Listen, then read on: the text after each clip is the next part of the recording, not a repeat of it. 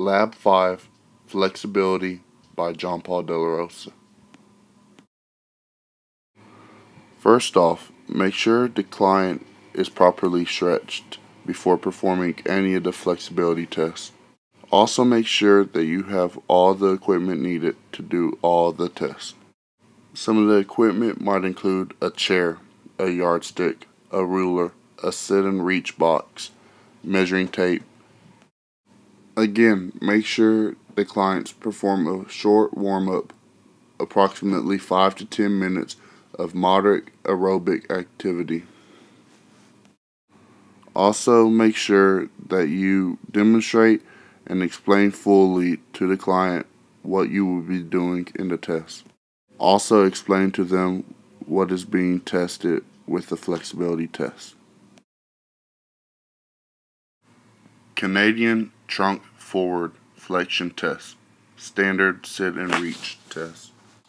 First, with the sit and reach test, make sure that the client's feet are properly on the sit and reach box, that they do not have no shoes, and their backs are flat against the wall. Make sure they understand the hand placement and that fingertips can be overlapped. Make sure that the hands are parallel and do not lead with one hand. Make sure the knees are extended.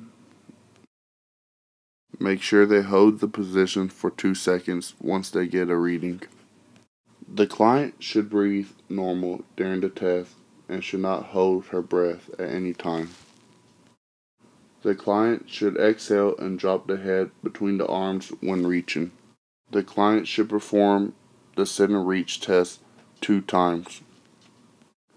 The best score is the one that goes the farthest in centimeters.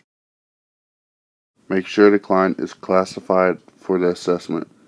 Ages 20 to 69 can take the sit and reach test. Make sure the clients also know that the lower back and hamstrings are getting tested. The 0 point is set at 26 centimeters. Anything below the 0 point is set at 23 centimeters and you're subtracted 3 centimeters after that. The YMCA sit and reach test. The V sit and reach test. Make sure the client is properly warmed up. Have the client sit flat back against the wall. With the YMCA sit and reach test, a yardstick is placed on the floor between the legs of the client. The tape is placed across the right angle to the 15-inch mark. The heels of the feet should touch the edge of the tape line about 10 to 12 inches apart. Once the ruler is properly placed, everything applies as the sit and reach test. Head down, arm forward, finger placement, knees extended.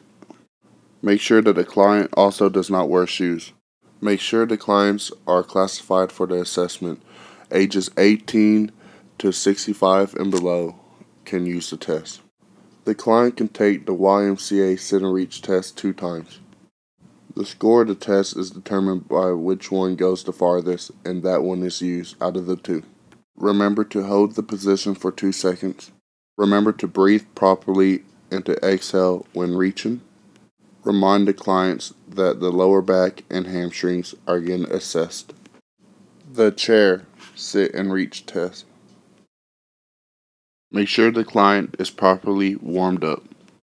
The equipment needed will be a chair that has a seat height of 17 inches that will not lean forward and an 18-inch ruler.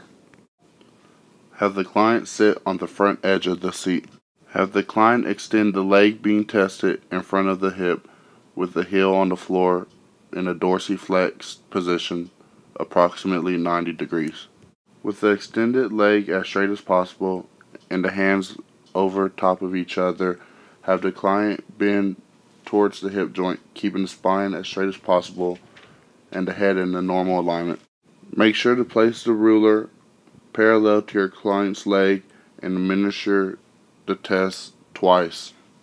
Client reaches down to the toes and holds the position for 2 seconds. Make sure the client has the shoes off. The end of the shoe represents a 0 score. Anything that does not reach the shoe is a minus score. Anything in front of the shoe is a positive score. Record the best score nearest half inch.